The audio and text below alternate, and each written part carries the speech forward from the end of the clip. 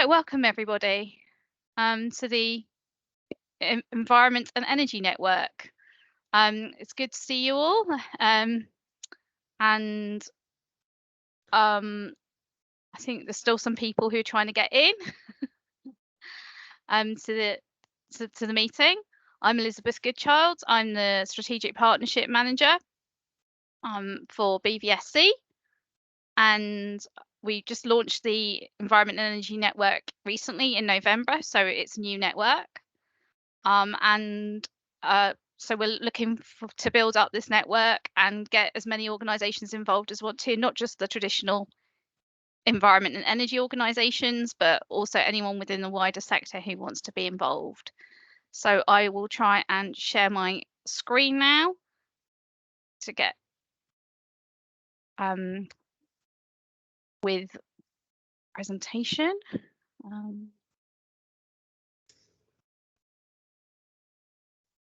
A few people who are still waiting, so in the waiting room, I don't know why. So I can't see anything, Liz, in order to let them in. No, I can't see anything to let them in either. So I will have to start. People look out. Yeah.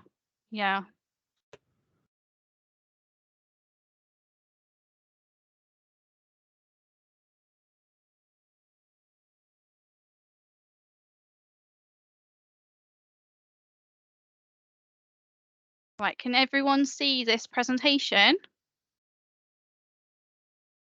you see this? Does it come up on the screen? It's on the screen, Liz. It might need expanding a bit. Yeah. Okay, welcome to the Environment and Energy Network meeting. So I thought we go through this agenda for today and some introductions, what the Environment and Energy Network is, some minutes of the last meeting, policy update, a funding update, some details on resources, a round robin, future programme, future dates, news, and any questions or discussion. I'm Elizabeth Goodchild, as I mentioned before. If you want to connect with me on LinkedIn, here are my details, and I'll be sharing the presentation at the end. So what is this network, particularly for those who weren't able to join us before? It's for networking, it's for information, funding, policy, strategy, research. Peer learning came up as something we wanted to do, training, resources, and volunteering. It also is to engage the wider sector through Engage for Good and link in with the BVSC employment and skills network, the green economy linking in with Greener Birmingham. It's got relationships with public and private sector partners and collaboration in projects, services, activities, events and actions, and collective voice on campaigns and anything else. Ray, I've just seen that some more people are waiting in the lobby. Are you able to let them in? I've just admitted somebody, but I can't see anything else asking for admittance. So I think Chris has just joined us. Up. Yeah, I've just let somebody in. I think it was Chris. Thanks. It seems there's a delay on this. So that there's, in terms of the minutes of the last meeting, the minutes and supporting papers are available here. For those of you who attended the last meeting, were you able to look at the minutes and were you happy with them, or any amendments that you wanted to check?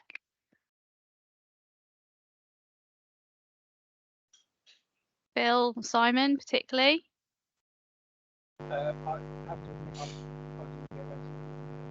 Oh, sorry, there's some feedback there. I can hardly hear you, Phil. No, I can't hear you at all. You rely on your undoubted accuracy. Okay, Simon, did you have anything to add? Sorry, a bit echoey here, but the same.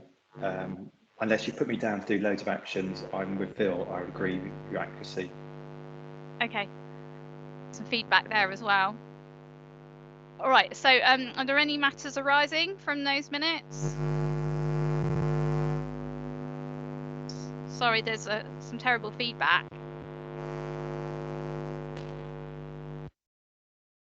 No, okay, I'll take that as a no. Okay, we'll go on to a policy update. So I want to, so we'll agree those minutes and they'll be published on the website. In terms of policies update, I'll give you an environment and energy policy overview, I want to talk about UN COP26 and the Glasgow Climate Pact that was agreed. I already previously mentioned UN COP15, but just as a reminder, an update on the Environment Act on zero emission vehicles, the integrated rail plan for the North and the Midlands. I've got anything else here as a question mark, but there was also something else that I'll talk through as well in terms of levelling up, which I'll go through. Does anyone have anything else that they want to add to this before I move on? Just as an AOB, Elizabeth, we've been exchanging emails about the 2022 games. Okay. And I think that is a potential to involve quite a lot of community, local level activity and getting energy and environment on the agenda. Brilliant. So something to focus on future meetings, definitely. Maybe a discussion at the end. Okay, so moving on, I want to give you a quick policy overview. For those of you who haven't attended this meeting before, the Policy Exchange have a really good energy environment policy timeline, and they update it on a regular basis. It was last updated at the beginning of December, and it just gives an overview of what's happening, when, and what's expected, and what's come out and what hasn't. So I would definitely advise you to have a look at that. So I'll go on to COP26 because there's a lot to cover here on the Glasgow Climate Pact. So on the 13th of November, all countries agreed the pact to keep 1.5 degrees alive and finalise the Paris Agreement. So the decisions fall under 3 UN climate treaties: the Framework Convention on Climate Change, Kyoto Protocol, and the Paris Agreement. And they looked at having achievements under 4 goals, which were mitigation, adaptation and loss and damage, finance, and collaboration. And they also considered inclusivity. In terms of mitigation, now I'm not going to read through everything that I've got on these slides, and you'll get a copy of the presentation at the end. But basically, the headlines are that over 90% of world GDP and around 90% of global emissions are now covered by the net zero commitments, with countries putting forward new 2030 emissions targets. And they were said that they will come back next year with strengthened commitments. There were main commitments were to phase down coal power, halt and reverse deforestation, and speed up and switch to electric vehicles, reduce methane emissions through these pledges. And there's links there if you want to go into details on any of those. In terms of adaptation, loss and damage, 80 countries are now covered by either adaptation communications or national adaptation plans to increase preparedness. And then a Sharm el-Sheikh work programme on global goal and adaptation was agreed. So there's basically new work and new funding arrangements were created around this, with a record amount of finance agreed by 2025. In terms of finance, developed countries have made progress towards delivering a $100 billion climate finance goal and will reach it by 2023 at the earliest. The key things are that they'll stop new direct public support for international fossil fuel extraction and unabated fossil fuel energy sector by the end of 2022. They have agreed a way forward for new post-2025 climate finance goals. I think the key thing is that they want to balance climate finance better towards adaptation as well as mitigation. In terms of collaboration, they've accelerated collaboration between all the different groups to deliver on climate goals faster, and they finalised the Paris rulebook. And they endorsed a breakthrough agenda which covers various different things, particularly in sort of high emitting sectors. And they've undertaken collaborative councils and dialogues on several different things, and I've given the links to those. I think the key one for us particularly is the UN Climate Champions Race to Zero campaign, which commits to halving emissions by 2030, and launched a metrics framework allowing cities, regions, businesses and investors to measure resilience progress. So there's a link to that if you're interested. They also looked at inclusivity and climate empowerment and agreed a 10-year Glasgow work programme on action for climate empowerment, which promotes youth engagement, climate education and public participation. In terms of young people's engagement, they built on work that was undertaken at UN COI 16, which is the UN Conference of Youth, and delivered a global youth statement with climate priorities with over 40,000 people, young people globally signing up to that. And if you're working with young people on this, it's worth looking at that. In terms of climate education, they delivered over 20 national climate education pledges.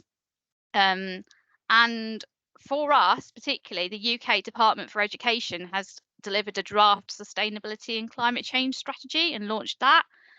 It's still in draft format at the moment, but if I would recommend taking a look at that if you're involved in climate education particularly and sustainability education.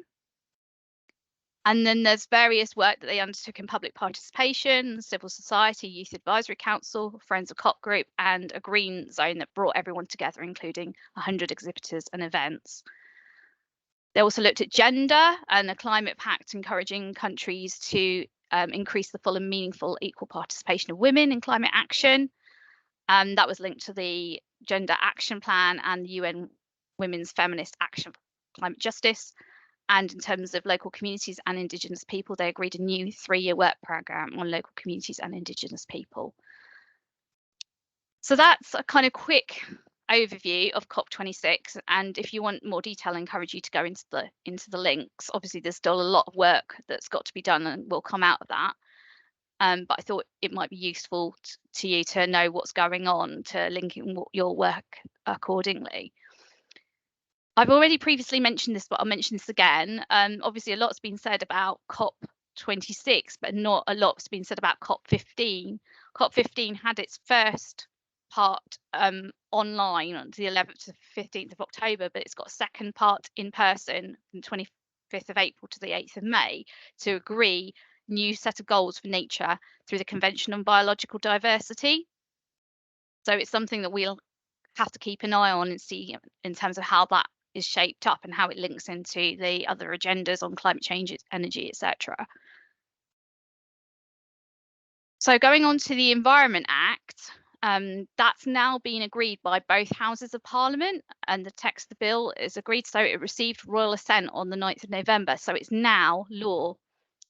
And it's got targets, plans and policies for improving natural environment, talks about an Office of Environmental Protection, waste and resource efficiency, air quality, a recall of products that fail to meet environmental standards, details on water, nature and biodiversity and conservation covenants and regulation of chemicals. And I put a link there if you want to read the text in full. In terms of zero emission vehicles, on 10th of November, Department for Transport confirmed that all new heavy goods vehicles in the UK will be zero emission by 2040, and those new HGVs weighing 26 tonnes and under will be phased out by 2035. So that, combined with the UK's existing 2030 phase out for new petrol and diesel cars and vans, will mean that all new road vehicles in the UK would be zero emission within the next 2 decades. They also unveiled a new design for national EV charge points that they hope will become iconic, like the post boxes and like the telephone boxes. I don't know if they're going to necessarily be painted red in the same way, but that's going to be particularly for street charging. And the DFT and Office for Zero Emission Vehicles published a consultation response on electric vehicle charge points in residential and non-residential buildings. And they'll be introducing new measures. I won't go into all of those. I've just given a summary here. The approved document will be published alongside the regulations later this year. Moving on to some regional policy updates. The integrated rail plan for the North and Midlands was published by DFT on the 18th of November. They're saying that 3 new high-speed lines will be built, including HS2 from West Midlands to East Midlands Parkway, otherwise known as HS2 East, and will mean that journey times from Birmingham to Nottingham will be 26 minutes. They said that electrification of some lines, this covers the whole of the North Midlands will mean that more than 75% of Britain's main trunk routes will be decarbonised. There'll be London-style contactless ticketing, and long-distance connections with HS2 will be improved, including work on options to complete the Midlands Rail Hub, with options for routing more services into Moor Street Station in Birmingham, giving better links to the HS2 station at Curzon Street next door. That will treble the capacity between Birmingham and Nottingham and Birmingham Manchester for all of the works that will be undertaken. They're looking for improvements in performance and operational resilience and will accelerate plans. And I've given the link there if you want any further details. Moving on to some local citywide policy. Last night, the City Board discussed levelling up Birmingham and agreed to provide a unified and amplified single voice and advocacy for the city. The Prosperity and Opportunity for All Levelling Up Birmingham strategy was launched on the 24th of November with a parliamentary reception, and work's now underway to deliver an external affairs strategy to raise awareness and secure stakeholder buy-in, develop detailed delivery plans, contribute to levelling up, and prepare for the launch of a Birmingham all-party parliamentary group, which will be co-chaired by Andrew Mitchell and Preet Gill MPs. There's a lot in this. I think the key things are that they want to have a join-up focus on people and places while bringing together organisations that can make a difference to build progress sustainably. And they're also looking to improve public services and social infrastructure and enhance transport, digital, and key for us, green infrastructure. I'm not going to read this whole slide. You'll be glad to know. You can have a look at it in your own time. This talks about like the vision, objectives, and indicators. The final one talks about the living environment, benefiting from high quality living environment, rich in culture, amenities, and green open spaces. And so that links into environment and energy. And they've got 5 levelling up accelerators, which include point 4, which is delivering a green and digital infrastructure, including a comprehensive, green, reliable, frequent, and affordable transport network. So that is something that be looking to link into. This is a bit of I called this knitting earlier, a bit of a complex diagram about how the different challenges, grand challenges, City Board goals, and levelling up accelerators link in together. The grand challenges include the climate emergency, and just you can see that there's various different links with creating a safe lived experience for the residents, improving health and happiness, and leading the way to net zero. And then again, the levelling up accelerators, particularly number 4 and number 5, are relevant to us in terms of green and digital infrastructure and at scale housing retrofit. This is, I'll go back to that leading the City Board goals include lead the way to net zero. So this is what that is described as, its objectives and the activity that would be focused on. I think some of these things won't be new to you, just in terms of what wants to be achieved. The key things are linking into housing that's affordable and sustainable, carbon emitting transport alternatives, reducing carbon emissions through waste, pursuing carbon neutral forms of energy generation and usage, protecting and rejuvenating natural environment, and enabling people to live zero carbon lives. So that is important because this strategy will be used to apply for levelling up funding or to align other funding nationally and other funding locally to these objectives. In terms of another funding update, some of you may or may not be aware of this, but Severn Trent Community Fund is giving away more than 10 million over 5 years as an official nature and carbon neutral supporter of the Commonwealth Games, and is providing grants of 5,000, 10,000 or 20,000. This is open to non-profits and community groups with income less than 500,000 on average over the last 3 years. They're looking for new projects that reduce carbon and help communities care for nature across the Severn Trent region. Project themes include green spaces, recycling and making the most of resources, and water saving heroes. They've got various funding workshops that you can sign up to, and I've given a link there. They start in December now and they go on through to February. The funding will be open for applications between January and February, and customers will be able to vote for their favourite projects in March 2022, and there'll be a public vote in April. Successful projects will be awarded funding in May, and I've given some links here if you want to find out more or register your interest. I'll give you a quick resource update. Some of you may be aware of this, but I'm not sure if everyone is. Match My Project is a free support for your community project. Businesses, suppliers create social value in the community, and community organisations post their project requests in the project directory. So it's an online resource and you can register for it for free. Registered businesses and suppliers view requests and contact info, and then the business supplier clarifies the project details and makes an offer to complete the project. And then after project completion, the business supplier and community organisation each review the project and give feedback. And then to celebrate, info on time, money and resources is given as published. So to put that into context, your organisation could say, oh, I really need some volunteers, or I need some resources, I need some wood, or I need something to build, say if you wanted to build a community garden and I need something to do that, a supplier or a local business could look at that project post and say, oh, I've got that, I can provide you with that, and then that link is made. And so it's a really good way of getting resources and engagement and links, and it's free, so it's worth signing up to.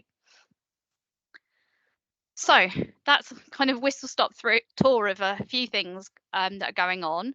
I thought we might now have a round robin on what your organisation is delivering in terms of environment and energy, whether there's anything you're now doing or planning you'd like support from others with, or if there's anything you would like to know more about.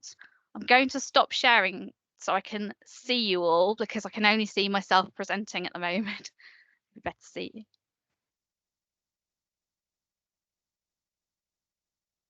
Okay, should we start with, I'm just going through who I can see on the participants list. Should we start with Chris Martin? Is that okay, Chris? Sorry, I'm having some feedback here.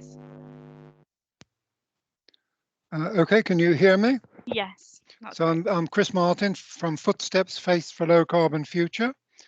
Our main work in this particular area is through our project 4F, which is Faith for a Fair Low Carbon Future. And as part of that project, we are doing energy assessments, or in fact, Eco Birmingham and Phil, who are on the call, are doing them on as part of the 4F project with places of worship. We're also doing work on delivering fuel poverty advice through places of worship, and we're doing that with Act on Energy and Warmer Homes program, and we are also with tours exploring how swishing and repair cafes could work in places of worship. So what we're basically trying to do is to connect a lot of the leveling up work and the sustainability work with and through places of worship. And we're very interested in people who have views on the role of places of worship in this area, and also information about the places of worship, the mosques and gurdwaras, which are already involved in their communities. As part of Project 4F, we're also developing a Birmingham Faith Community Map, and on that we've got 810 places of worship identified, and in most cases with accurate coordinates. And what we're doing is working through them, identifying which of those 810 are already involved and reaching out into their communities, and are seeking ways of working with partners like ourselves and other people on the call. That's great. Is there anything particularly you need support with at the moment, or is it just about raising awareness in what you're doing and seeing if anyone's what we need support with is linking and incorporating into our faith community database where groups are already working with places of worship. So we know, for example, there's a lot of interest in the faith community map from health and well-being networks, because they are already working with places of worship. A lot of the refugee support, they're working with places of worship. So we think of probably of the 800 or so places of worship, there are about 150 which are the key to making engagement through places of worship in the areas that we're focusing on work. We know some of them, but we're not confident we know all of them. But we have got it linked to, and we're getting a lot of support from projects, the Centre for Sustainable Energy in Bristol, who are funding our project. So we've got it all linked up to a geographical information system on QGIS. So we can, and I mean, what comes out of that very clearly is how the inequality or the sort of the differences across the city, but it also comes across very clearly the way in which I think it's about 60% of places of worship are in disadvantaged areas. So if you're wanting to get at disadvantaged communities and people living in disadvantaged localities, the faith communities and the places of worship there are, we think, a very important way in. Okay, great. We've had a question from New Starts about what about areas where there isn't a place of worship in the centre of the area, such as New Franklin.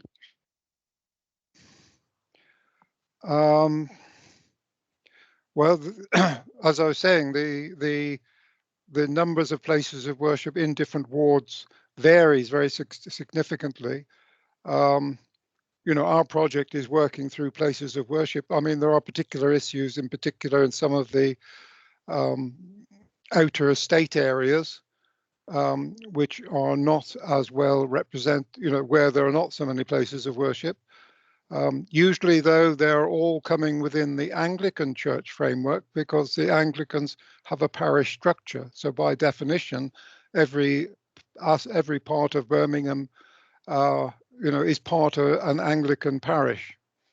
And, we know that, so Thrive, for example, and Fred Ratley, they are doing, a lot of work, mainly through, or in particular through, Church of England places of worship, and much of that work is in the is in the outer estate areas, and you've got places like Hodge Hill Church, which are leaders in the role that faith communities can play in disadvantaged areas, in helping upskill, helping with all aspects. Also in the chat, you sort of said there is an Anglican church, but it's in the middle of fields, not in the estate. I'm working with 2 churches to provide a space and a hub that we operate. Okay, thanks. Anyone got any other questions for Chris before we move on? Okay. Phil Beardmore's next on my screen. Phil, are you able to give a bit of an update on? Yeah, I am. Is there any echo? There is quite a big echo. Phones then. Is that any better? That's a lot better. Okay. That means I can't hear you, but you can hopefully hear me. So Community Energy Birmingham is about to launch a 5-year solar vision for Birmingham, and this will be a vision of how we can move solar energy forward. So solar energy becomes mainstream in Birmingham, not just on community buildings, but in businesses and homes as well. And so look out for the start of that. And to back that up, we have appointed Community Energy Birmingham's first worker, Carla Ricaldi, who is a joint worker between Community Energy Birmingham and a big solar co-op. And her job will be to find sites for solar projects, preferably larger sites, and larger community buildings, commercial premises, and move them forward towards the installation of solar energy. Carla's job would also be to provide to launch our home energy advice service. I myself, with various hats on, including Footsteps, have been doing quite a lot of work doing energy assessments and giving advice to building owners, both householders, businesses and voluntary organisations. And just in the last couple of weeks, I've done a couple of site visits and reports for quite large voluntary organisations, and I've been absolutely staggered by the amount of energy that is being wasted in larger community buildings, but also the opportunities through both low costs and more expensive actions to do something about it and to make those buildings low carbon. The other thing that I've noticed recently is that a lot of community organisations seem to be having extensions built, and so you've got organisations that are expanding the services that they offer, and they're moving, instead of moving, they're sort of colonising premises next door or refurbishing bits of their existing premises. So there's a sort of, essentially a home improvement program going on among larger voluntary organisations. And this is a fantastic opportunity, because where you extend or refurbish a part of a building, then it is an opportunity to increase the energy efficiency of it, to lower its carbon footprint per square metre. And sometimes the extension of a building can mean that you can introduce more low carbon heating, such as heat pumps. It's quite disappointing when I arrive at a building sometimes and they say, "Oh, we're in the middle of building an extension. Oh, there's the new gas boiler we're putting in." And I'm thinking, well, you should have asked me, 6 months ago. You've gone ahead with an extension as business as normal. You've built an extension and you put a gas boiler in it, and so your building is now locked into fossil fuels for another 20 years. So it's quite frustrating when that happens. So I think Footsteps and Community Energy Birmingham is a lot of the work that I'm doing with community buildings, places of worship. Sometimes they're the same building, and we're not just looking for those buildings in general, but there is a particular opportunity around building refurbishment.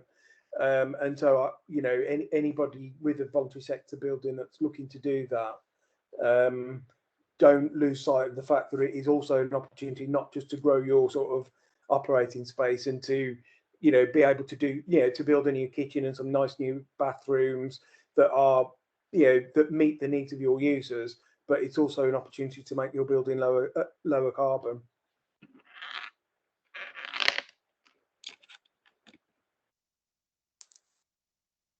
Thanks, Phil. Simon, before I move on to, has anyone got any questions for Phil or any comments that they want to make? I hope he can hear me now. Can you hear me, Phil? Yeah. I think, yeah. Is it Sarah? Sarah from Grow Organic. She's got a question. Yeah, hi Phil, how are you? I'm all right, to you? Good, yeah, not too bad, thank you. No, it's just interesting with what you were saying about the buildings refurbishing, and there's kind of seems to be a mirror of what's happening in the domestic world with people improving space. Are you finding that is also reflective in their outdoor space, as well as what's going on internally? It's not something I've really thought about, but Yeah, I mean, you've got, I mean, obviously Birmingham is a crowded city. There is a tendency for people to build on green space, which isn't good. If you're gonna build, then you need to mitigate the impact on the natural environment as well, and you can build. But I mean, if anything, what I'm not, but to be honest, what I'm seeing is people are building without regard for either the environmental impacts of their building or the surroundings around it. And it's not the case. And so, you know, what's happening is that funders are offering people money, and there's all kinds of money out there for COVID recovery, and funders want to fund activities and outcomes, which is right. But what I'm not seeing is funders saying to organisations, as a condition of getting this funding, you must reduce the environmental impact of your building and any green space around it, and the overall environmental impact, including biodiversity and water, as well as energy and wastes. And I think if funders did that, if funders said that, look, you know, I mean, not for £5,000 chunks of funding, but if funders are giving away significant chunks of money to organisations, then especially the lottery. Sorry, Phil, terrible timing. I've just had a skip arrive for one of my gardens. I've got to run down. I'm so sorry. But carry on, because it's recorded, so I can catch up with what you said. It's a good point. Yeah, I mean, I think that funders that are giving away significant amounts of money need to be saying to organisations, look, you know, if you're going to expand the scope of your activities, then you need to make sure that you are not that you're having a positive environmental impact across the board: energy, wastes, water, biodiversity, transport, and that as a result of us giving you this funding, you're not harming the planet. That's what I think needs to happen. Julian, you've got your hands up. You've got a question for Phil. Yeah, more of a sort of follow-on comment, really. I mean, absolutely support what Phil's been saying, but I think there's a potential role for this group and its networked contacts at different levels in civil society, should we say, is information. Because, well, there's two aspects to this. One is raw information about how best to go about these things if you're interested, and whether you're a business or a church or a school or an individual householder or whatever, it's extremely difficult to know that you've found a reliable and authoritative source of information about how best to go about these things. And I hate the term, but when I used to work in commercial IT, there was the concept of an intelligent customer, which I hate because it implies that most customers aren't intelligent, which is nonsense. But it's about having the knowledge to have a directed conversation with the people who might be the experts, allegedly, who are supposed to be doing the work for you. So it's about the commissioning role. And at the moment, I think it's very hard for people to get the information they need. So I think there might be a role for this network, and as I say, you know, it's linked organisations to say this is the portal which is authoritative and well supported to signpost you to the good people and the right information. The second point I'd make is that, you know, I've not long, well, nearly finished an eco conversion on where I live, and there is a massive capacity and skills deficit in the construction sector, which itself is infamous for being very conservative in terms of adopting new tech. And, you know, it's relatively easy to buy a boiler and find somebody who can install it, but it's nowhere near as easy to find a reliable, affordable source of a heat pump and find somebody to install and commission it. And if you get it wrong, it performs badly, and that feeds back into people's perception that it's, you know, it's a rubbish idea. So I don't want to dwell on this, but CanWM, you know, for quite a while through the council Route to Zero have been lobbying for some kind of systemic approach to education and training, skills development, and the rest of it across a number of sectors. And frankly, you know, there is no strategic approach to that at the moment that's visible to me anyway. Thank you. Has anyone else got any questions for me, Yvonne? Okay. Laura, are you still there? Are you able to give us a rundown of what it is you're doing? Yeah, absolutely. Hi everyone. For those of you that weren't here a little earlier, I've kept my camera off because I've got COVID, and while I'm absolutely fine, I just don't feel like being very visible today. So I work for Midland MenCap. We are a charity that works across the West Midlands, supporting people with learning disabilities.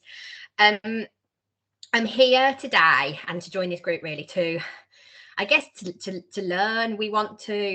We need to start embedding kind of how we approach the environment into all of our services. And this felt like a really, really good starting place. Phil, what you were just saying was really interesting, because yesterday we found out we won a small pot of money to redevelop our toilets, one of our centres. So actually just being on this call today has made me think, okay, so how can we look at making that refurbishment more eco-friendly? I'm here for the learning, the funding, and also making sure that all the information around kind of the environment and kind of looking towards a greener future can be made accessible to our citizens as well, so that those who maybe need easy read versions or other ways of communication are also included in that conversation. Great, thanks. Has anyone got any questions for Laura?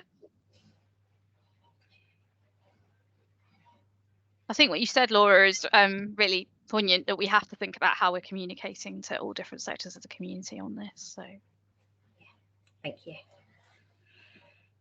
Simon, you're next on my screen. Are you able to? I know you put an update in the chat, but you can't speak. I can speak. I'm very echoey. That's not feedback. That's being in a room that's been emptied. So for those watching the recording, you probably need to look at the minutes of this meeting, but I've just put two things in the chat about what Eco Birmingham's up to and what Greener Birmingham is up to. So if people have a look at that, have got any questions, more than willing to take some answers. Just delighted with both hats on to be supporting BVSC in running this network. So we're very, very much behind it. So thank you for inviting us. Any questions from the stuff I put in the chat from Eco Birmingham or Greener Birmingham's perspective?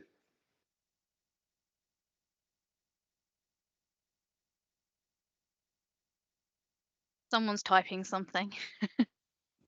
Yeah, I was just having a look at that, Simon. I take it, was it Reaching Communities you were going for? It was, I can't remember which pot, to be quite honest.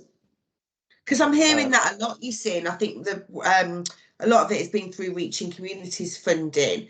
But I know that the lottery did have an environmental fund open, didn't they? Yeah, the issue with lottery is, most of my colleagues around here from Greener Birmingham know it better than me. We've worked for 2.5 years with lottery. Lottery encouraged Greener Birmingham to be a longer project, more partners. And then a couple of months ago, we put the bid in and then we're told the project was too many partners, too big. So we are going back to looking at what else we can do. And at the same time, we've got funding from other pots, really. So I think it's mostly with Greener Birmingham, it's doing exactly what BVSC is doing now. How can we resource a network where we share information? The conversation I had with Elizabeth is, the more we can support what BVSC is doing, the better, because you don't want duplication. There's some issues with Greener Birmingham in terms of particular things we want to look at as members. And also in the chat, I put there's an issue around advocacy, which is to do with Friends of the Earth and Climate Action West Midlands, very good advocacy and campaigning organisations. So how do we fit into that? How do we signpost to existing campaigns? So the existing community, the community organisations that you've got for this partnership are existing? You're not looking for any more partners? Yeah, we are, but I want to have a conversation with BBSC to see how we can do that jointly, if that makes sense. So it's free to join Greener Birmingham. The issue is it's historic, and there's, I think, a balancing act between larger organisations. Oh, I've frozen on my screen. You're breaking up. Can you still hear me? Yeah, that's probably making more sense. Can you hear me now? I'll just switch my camera off. Hang on. Yeah, you can. Yeah. The issue with Greener Birmingham is one of the new goals is to look at community-based organisations in their locality. How can we support those? And then also work with partnership organisations to do that. So at the moment, we've got a mixture of members with a mixture of priorities. So we're just trying to work with the membership at the moment so people can decide which bits to join. But yes, you're very welcome to join. It's free. Okay, thank you. Okay, has anyone got any questions for Simon before we move on? Any further questions before we move on? The only thing I'd probably say is that I'll do an invite at some stage when we're testing out our One Planet Living development work with community groups, just to see if there's some groups that want to try that out, because we want to make sure we get it right. It's something that's been used for the last 20 years all across the world, so it's not new, but it's just applying it to the Birmingham context. Okay, thank you. Thanks. Gaynor, I've got you next on my screen. Are you okay to talk a bit about what you're doing? And you're on mute. Right, finally I muted myself. Sorry, I couldn't find the button then for a moment. Right, my name's Gaynor. I'm Head of Services for Serval. And we provide accommodation for people experiencing mental health problems in the West Midlands and across London, but obviously West Midlands focus for today. I am at the moment revisiting our business plan, and I'm looking at our strategic objectives for next year. And I'm really keen when I do my strategic objectives for next year to feed something in around the whole environmental and the net zero and everything. But I'm at a very early stage of trying to build this, so it's very much learning at the moment. The two areas, or the three areas though I'm specifically looking at is doing more learning for our service users and making them more aware. Doing what I can. We've got a lot of space around most of our properties that is just basically unused gardens, and most of it's overgrown. So it's whether I can do more with those spaces is another area I'm looking at. And the other one is more tricky for us because I'd like to make our buildings more efficient, but we don't own our buildings. So it's working with our landlords to see if there's anything we can do with them. I mean, it could be there might be some quite simple things we can do, but I just need to figure out what at the moment. So that's basically us in summary. Thanks. Has anyone got any questions or comments? Julian and Phil. Julian first. I just want to gain whether your organisation's in touch with, forgive me, I can't name names immediately, but I could probably dig out contacts for some of the groups. They might be in Greener Birmingham Coalition, they might be in the CanWM sort of broader network, but they basically work with people with depression or other mental health issues around green space. Okay. And that might be just experiencing green space, being in green space, or actually, remediation work to improve, wilderness and make it more eco-friendly and more accessible to people. So, there is a ton of stuff going on there, and the benefit of these kind of networks is that we can sort of discover each other and see whether there's any prospect for cooperation. Yeah, that's wonderful. Thank you. Yeah, it's one of the reasons I'm here today, because I just need to start making touch with people so I can, it's not so much, well, it's what I can do, but it's also making sure that what I do is the right thing. Bill, you had your hand up next. I'm removing my headphones again because I think they're causing echo. But I'm just popping into the chat a link to a blog that I wrote about for businesses and voluntary organisations that run offices and what they can do to reduce their greenhouse gas emissions. So I've just popped that in the chat, and have a read of that, and hopefully you'll find it useful. Thank you. I've got it. Thank you. Simon, you have your hand up. I'm just going to drop something in the chat for Gaynor to say, get in touch with me, and there's also, Grow Organic as well. But if you drop a line to Grow Organic and perhaps myself, I'll see if our community gardening team could provide any support around development of space for mental health. They've done help for quite a few organisations around mental health. Okay, thank you. That's helpful. Great. So if anyone got any more questions for Gaynor or comments before we move on? New starts. You're next.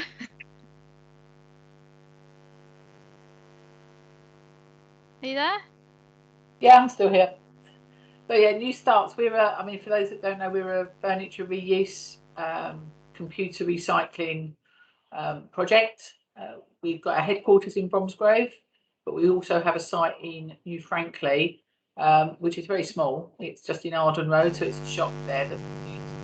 And next to that, we've also got another shop that we use as a community hub, which is used by all sorts of different people. They're the shops that Birmingham City Council own and not empty, so we work there. So that's mostly what we do. One of the things we're really keen to do is develop our sort of circular economy message, which is that you can come in, you can give us stuff. It can either be given away to people, which is what we do. We give away usually about 60 to 70 tons of furniture a year, or we'll sell it. So people can come and buy it as well. So trying to get people into that type of thinking, that's quite tricky. We're really good with the homelessness poverty group of people. They know what we do, they understand it, they'll come and support us. But trying to get the message across around the circular economy is probably something that we've not really looked at hugely, despite it being one of our objects in our charity Arts and Men's. Yeah, it's not something we've really centred on a huge amount. So we just need to develop that sort of messaging quite a bit. And yeah, I mean, our properties are all Birmingham City Council properties, so you can imagine they're probably not the best insulated, and but there's not a lot we can do. The property in Bromsgrove we own ourselves. So. Anyone got any questions or comments? Julian. Sorry, I don't know your name. Beg your pardon. Marion. Marion, right. Have you come across the Circular Economy Club?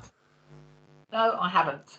Right. Well, they're well worth getting in touch with. Big network, a lot of architects involved. So, buildings and contents thereof. But to be fair, mostly commercial, but they may know some people who can help. The other thing I'd say is that I know for sure that the sustainability team for the 2022 games are very keen for all surplus equipment, in a broadest possible sense after the games to not be stuck in landfill, but to go to a good alternative use. So, bang on circular economy. Sorry? All the gym equipment, we'll take it. Well, I have got an inventory, but I know they'd be interested in having a conversation. That would be great. I think, Elizabeth, would you mind sharing Jessica Fiedler's her contact details with Marion? If she's okay with that, yeah.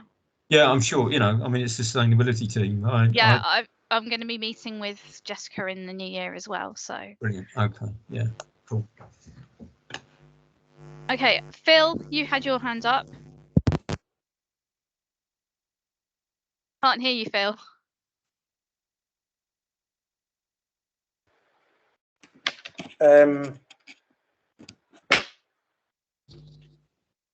I'll try the headphones again. Can you hear me now? Yeah, we can. Okay, We can hear you good. now. Gaynor, what you were just saying about Birmingham City Council housing has reminded me, because there's a lot of voluntary organisations in this city that manage homes on behalf of Birmingham City Council. Birmingham City Council have just been allocated a big chunk of funding in the Sustainable Warmth Fund as part of a consortium of local authorities led by Nottingham City Council, and that's like tens of millions of pounds. So Birmingham City Council do have money for insulation and low carbon heat. Now, spending that money is going to be quite a challenge because market conditions, labour shortages, inflation, but they do have some money that is relevant possibly to use to new starts, but to everybody in Birmingham. And therefore, Elizabeth, I think we should try and get Paul McGrath from Birmingham City Council onto the forthcoming meeting if he's available. Yeah, okay.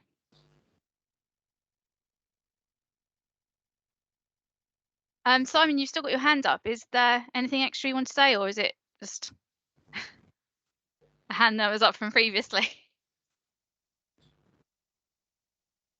I'll take it as that's a no. Okay, anyone got any other comments before we move on? Julian, are you able to talk about what you do? Thanks, Elizabeth. I've got multiple hats. The main one today is Climate Action Network West Midlands. So pleased that this network has started. I think it's extremely important. To be fair, CanWM is mainly around campaigning, and we've, including with some lottery money, we've been trying to sort of discover and then join up as many organisations as possible. We've just done a refresh of the list of organisations we're aware of. They're very diverse. We're in the process of trying to publish that on our rather rusty website. But I think probably the best thing to do is to send it to you, Elizabeth, and see if it helps you extend the reach of this newly formed network as an interim. And then we'll get it online as soon as possible, because it's about helping, signposts to discover who's out there. From a community voluntary sort of perspective, I think the most relevant thing we're doing is our Schools Champions project. Again, it was lottery funded. It was doing quite well and then got completely poleaxed by COVID. So we've run a couple of pilots. There is quite a lot of material on our website. It's a bit hard to find, unfortunately, but if you're interested at all in education, primarily secondary level, then we'd definitely like to hear from you and try and move that out. But unfortunately, because of Omicron, COVID is still with us and schools are really up against it. So getting any traction with schools is difficult.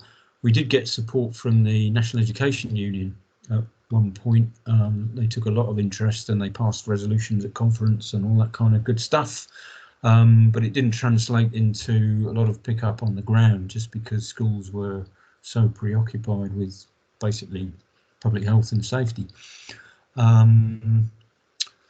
The other thing I'd mention is that CanWM, through our various campaign connections, is part of a thing called COP26 Coalition, and specifically the West Midlands branch of the National Coalition. And your summary earlier, Elizabeth, of what went on at COP26 was really helpful. But I would, don't take this personally, I'd say it was quite a sort of positive perception, and there are a lot of people around, including in the Global South and the youth movement and all the rest of it, who took a very dim view of the process and the outcome. And the fact remains that carbon emissions are still going up. Trillions of dollars are still being spent on fossil fuel subsidies, and progress on things like housing retrofit are glacially slow. So we've got a lot to do, and I think you know, the important thing is to, you know, work together as far as practicable. People here may not want to lie down in front of bulldozers, but that doesn't mean we can't work together on matters of joint interest. Thanks. Phil, is that a hand up that you want to ask a question? Was that a previous hand? Sorry, it was the previous one. Has anyone got any questions or comments for Julian? No, I just one comment is, yeah, I take your point about COP26. The summary that I provided was the summary that they provided. Well, I provided a summary from their summary. So I summarised their summary because their summary was too long. So obviously it's going to be more positive than everybody's views on what the outcome was. But as I totally agree with, it's something we just have to get on with and work together to. Was that a yes? Yeah, absolutely. I thought I recognised the logo and so forth. I think one of the things that we could work on, you know, collectively in the broadest sense, including Greener Birmingham and Green Games and whoever, is understand what the implications of COP26 outcomes are in terms of regional and city level funding for all kinds of initiatives, whether it's transport, housing, whatever. You know, where are the big carbon emission and environmental levers that we can work on together, and how does that translate into community level action, especially in the context of what the COP26 coalition is all about, which is climate justice. So how does the transition, and the council, Birmingham Council, talk about the just transition, how does that translate into the day-to-day experiences of our many very disadvantaged communities and households and organisations? So there's a lot to play for, and if we're well organised, we can tap into some of those existing and new sources of funding. You know, and I've made a few notes about some of the things you mentioned, which was really very interesting. So you know, that's the positive aspect of what's going on. Okay, great. So I've seen that Carla has just joined us. Welcome, Carla. We'll move on to you in a minute. I just want to get on to Richard Bearden next. Richard, are you there? Are you able to? Yeah, I'm here. Everybody here? Yeah, okay? give us a yes. Marvelous. Yeah, so I work for Jericho.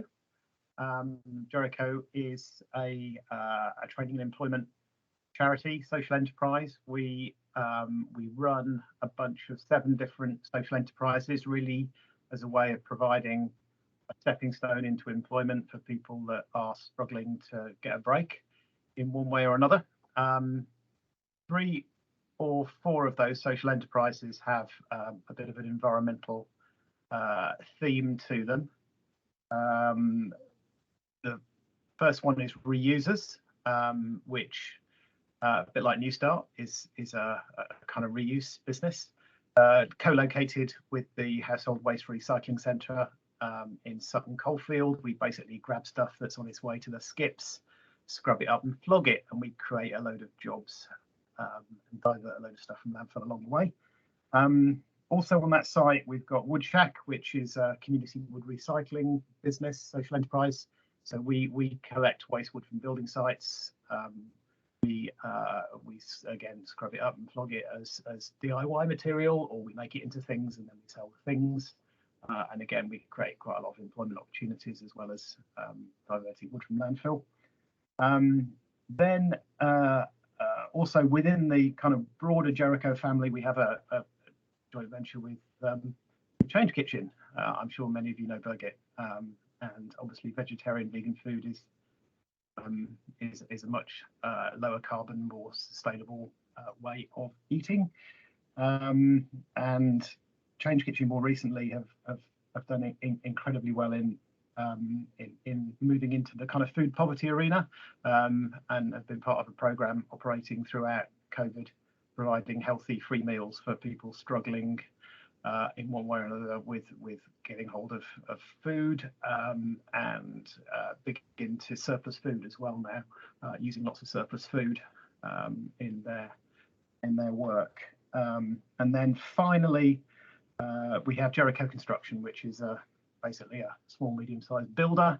We have in the past specialised in kind of retrofit and low energy construction, become a bit disillusioned along the way with continual changes in government policy and so on and so forth. So I guess we're probably these days we're a small, medium-sized building company with a few skills in things like in retrofit stuff, which we use where we can.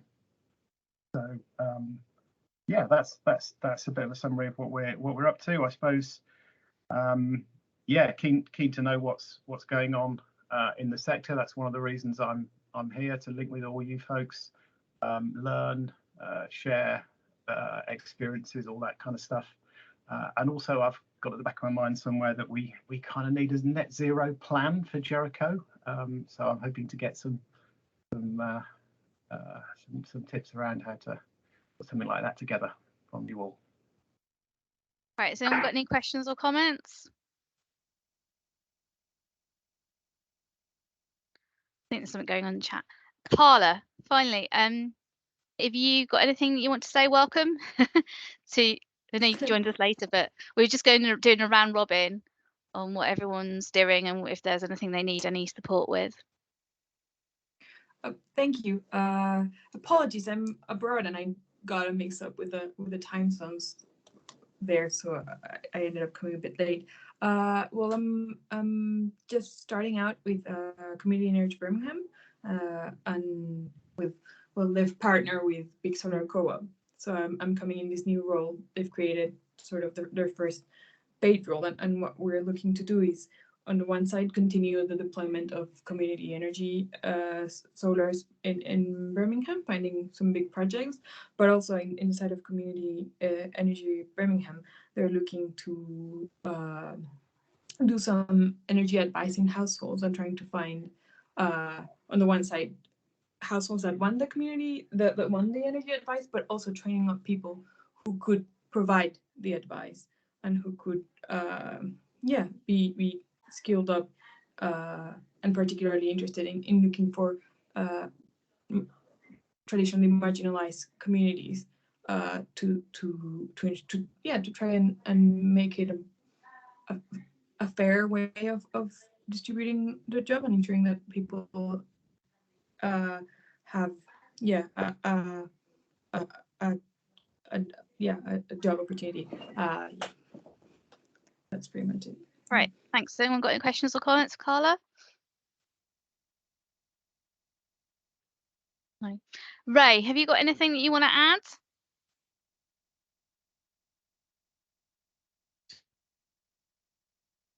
Unmuting myself.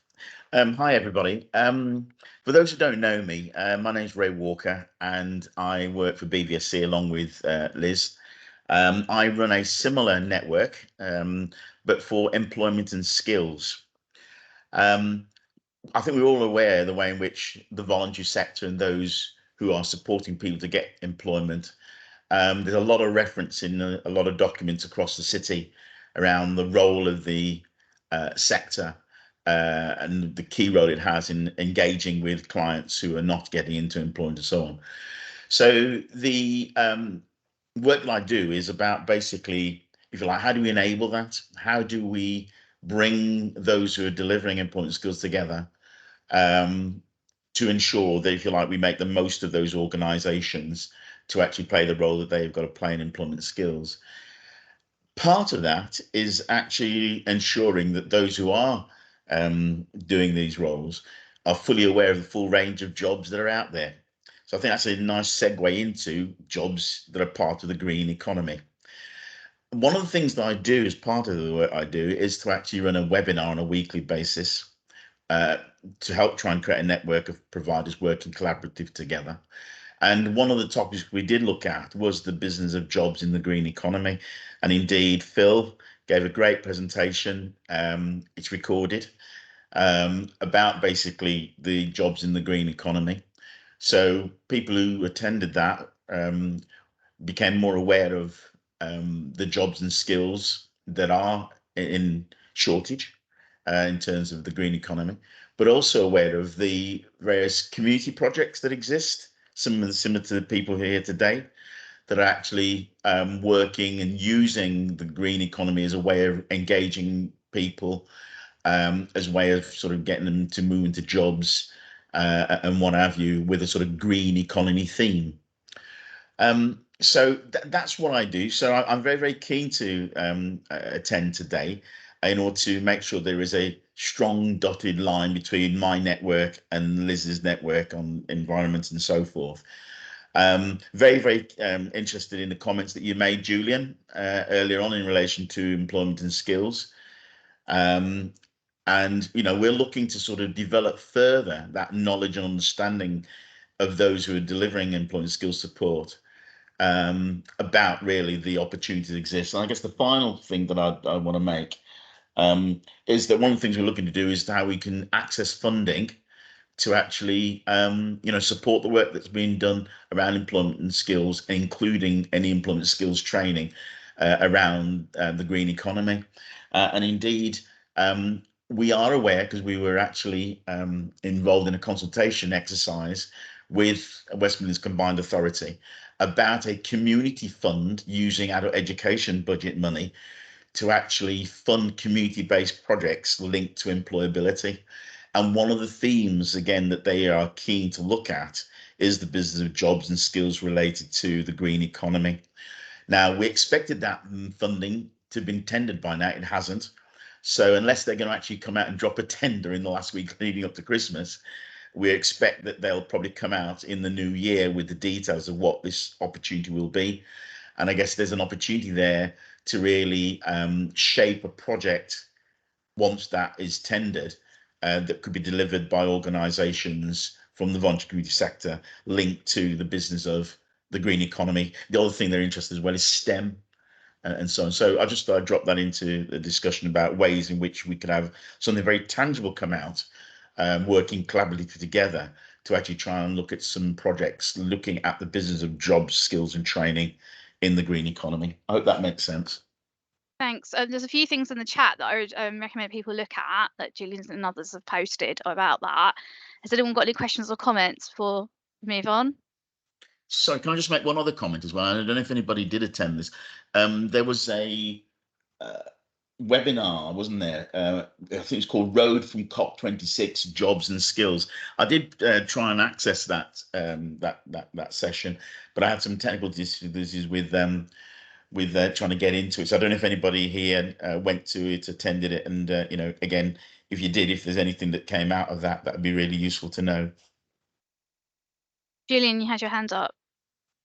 Yeah, thanks. Ray, if you can put your email in the chat, I the FOE Birmingham and nationally have been doing lots of work on, you know, the green economy and jobs and skills and all the rest of it. And I've just posted a link to the TU position on this. There's a lot happening in this space from a campaigning point of view, and I think there's massive scope for sort of linking of arms to move this forward.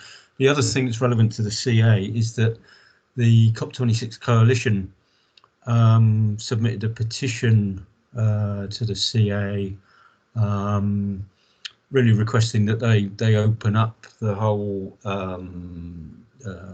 transitional plan to, well, they call it net zero carbon, which we disagree with, but anyway, their carbon reduction plan, to more you know, broader base and more public scrutiny and all the rest of it. So trying to involve people who aren't currently involved. There's been early dialogue through emails about how that might happen. It's all a bit complicated, but my point is that whole area of if you like, public scrutiny and public participation is opening up, and that's also a space where the whole jobs and skills thing could be moved forward. So if you can share your email, then I can just do some intros, mutual introductions with the people I know who are working on that from a sort of campaigning and a TU point of view. That'd be great. My email contact is in the chat. I have put it in. You've seen that my actual title is Partnership and Delivery Manager for COVID Recovery, and part of COVID recovery is economic recovery. So it's a bit of a sort of tenuous sort of link, really, whatever. But yeah, my details are there. Ray, capital R. Yeah, Ray, I found it. It was just on 1 o'clock. I found it, mate. Thanks. All right, brilliant. Okay, love to talk to more people about what we can do and expand knowledge and understanding and anything collaboratively around this particular agenda. Okay. Right, we'll move on. Helen, do you just quickly want to introduce who you are since you're here?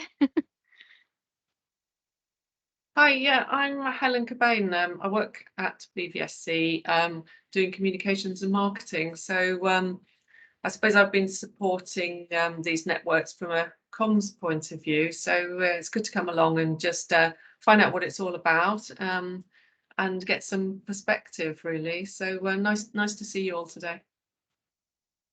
Great, and also just a reminder, if you've got things that you want to share generally, then Helen can get them out through like e-bulletins and other communication methods, as well as through this network meeting. Yeah. Yes, mainly through the Friday bulletin. So yeah, if you are thinking of that, then this week will be the last one for this year, the Christmas edition. So yeah, probably need the content by about Wednesday, Thursday lunchtime at the latest. Okay. Great, thanks. So I've just got a few more slides to share, which I'll whiz through because we've only got like 6 minutes left. So we can just quickly share those because we've gone through. I want to just pull up those slides. Okay. Can everyone see these? Can everyone see this? Yeah. Okay. Yeah. So we've been through the round robin. I won't read through all of this. You missed me out, but I don't mind. I can do it next Oh, time. sorry, Sarah. No, you do it now because I think the point of this is that the time you carry on. Honestly, I don't mind doing it next time. If you just give a quick like couple of sentence overview of what you do, because I think that's the most important thing about this is that people share. Yeah, so we're based in Chelmsley Wood, but we work in and across the Midlands, enabling communities to transform green space in their local area. So that could be anything from transforming grot spot areas into community gardens and food growing areas. But we also provide access to education for food growing and gardening as well into very vulnerable groups. So we work with minority groups. We work in every refuge across Birmingham, Solihull and Coventry, doing therapeutic gardening and food growing with children and women fleeing domestic violence. But we also have another arm to Grow Organic, which is Grow Landscaping, which is our commercial trading arm, and we install living walls in and across cities to help reduce and mitigate carbon and so on. Brilliant, thank you. If anyone's got any questions or comments, do you want to go through the chat to do that? Because we've only got a few more minutes left to go through the final bits, but that's great, Sarah. Thank you. And we can help people get funding as well for green space projects. So you'll be having people queuing up now for that. Thank you, Sarah. I'll put my details in the chat. Yeah, that's great. Right, in terms of a future programme, we discussed this at the last meeting, so I won't go into all of the ins and outs, but if there's anything in particular that you want to discuss that isn't on this, let us know and we can add it to the agenda for future meetings. As I said, this is only the second meeting of this group, so we haven't obviously been able to cover everything or go through everything at the moment, but we hopefully have some spotlights on future meetings on some of these. So if there's anything else you want to add it to the chat or drop me a line. One of the things that we talked about doing in the previous meeting is developing an environment and energy calendar, two sorts of calendars, one on environment and energy awareness and one on local or regional national events that we want to highlight. I've started off with putting together an environment and energy awareness calendar for the next year. It's got lots of different links in on some of the things we might want to promote. It'd be good if you could have a look at that and see if there's anything that you want to prioritize or anything that's not included that should be included. I don't see this as sort of set in stone. It's something we can add to throughout the year, and you'll see that there's a lot that's TBC. So it's like the dates haven't been confirmed nationally yet by those organisations that are organising them, or I haven't seen them on their website. So that, you know, that sort will need to still be shaped up. But I think we can link in some of the work we're doing in promoting what we're doing with some of these awareness days, and obviously some will be a higher priority than others. Just I will send these presentation slides out, so you can still comment on anything. Is there anyone who got a quick comment? I can't see everybody because I'm in the presentation mode. Anyone want to? How I'm going to do November the 25th. Buy Nothing Day. I know. It's like just before Christmas as well, isn't it? So it's like not the easiest day for everybody. Okay, we'll have a think about that. You don't need to have an answer now. That's something that we can think about going forward. Right. I'll move on to the next slide. One thing I do want to raise before we finish is Birmingham Race Impact Summit.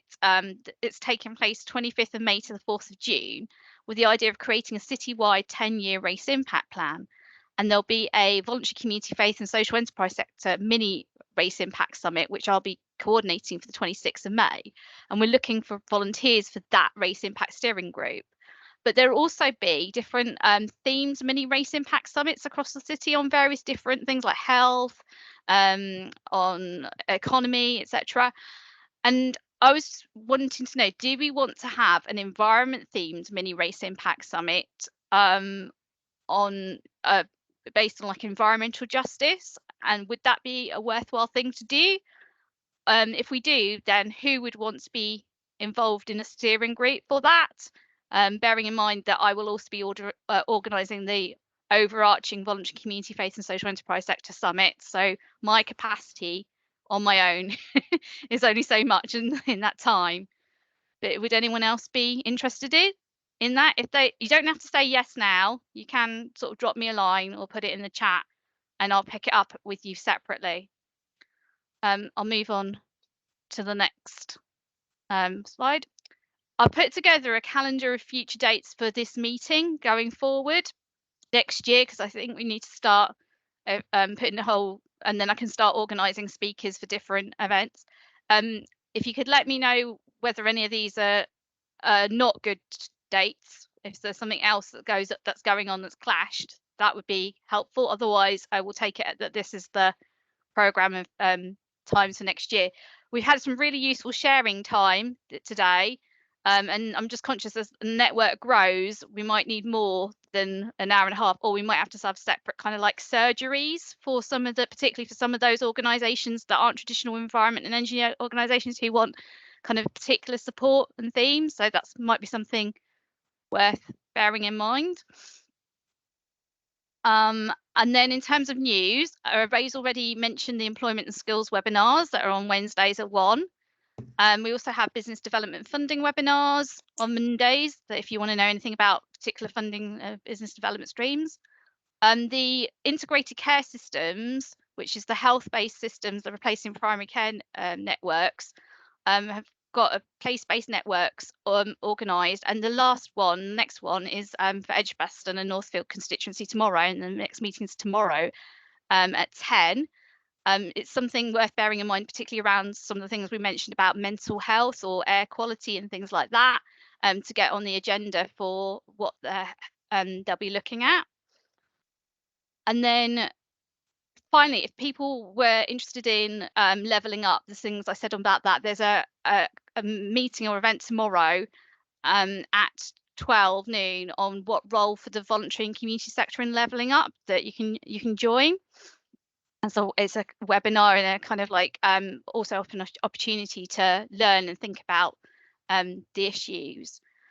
And a few people mentioned things to do with food in the chat, and the Birmingham City Council's Public Health Food Team are currently in the process of developing a food system strategy and action plan for Birmingham for the next 8 years to create a sustainable food system, and they're working on a collaborative action plan. There are workshops that are happening, and you can sign up to those with Rosemary Jenkins at birmingham.gov.uk. They're happening throughout January. The particular ones I've underlined that are of interest are food waste and recycling, food sourcing, food production, and food skills and knowledge. But I put them all down because I recognise that some organisations will be straddling more than one of those. And that is the whiz through the presentation slides. And if you've got any more questions or comments, please let me know. We just spilled over to past. Anyone got anything else they want to say? I'm sorry, that was a bit of a whiz through at the end. Always can feel free to contact me at any point on anything, and I'll be getting the minutes out and be posting them and sending them out to everybody in the presentation slide, so you'll have all the contact details. So if no one's got anyone else anything to say before we close the meeting, I think all that's left for me to say is have a great holiday. Hope everyone has a restful time. Laura, I hope you get over COVID soon. Thank you, me too. Thank you. I found the meeting really, I didn't come to the last one, but I found it really useful, and as a kind of outsider as this, I'm quite excited that it's something that we can like be involved with from the start, really. Okay, great. Thank you very much. Well, thank you everyone. Thanks for joining us. Looking forward to seeing you again in the new year. Take care. Bye. Bye. Bye. Thank you. Bye-bye.